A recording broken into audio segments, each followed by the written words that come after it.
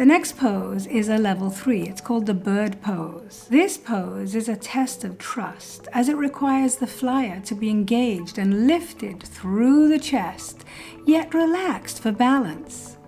Now, to enter into this pose, Kayvon lies on the ground facing up, and then bending into his knees, he brings his feet on either side of the flyer's pelvic bone, feeling for a solid connection where the flyer would hinge forward.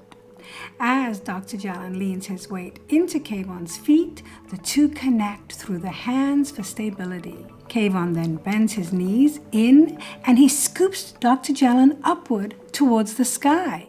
Exit this pose, partners have to connect back through the hands again, and as you can see, Kayvon slowly bends his knees, allowing Dr. Jallen to find his feet firmly on the ground.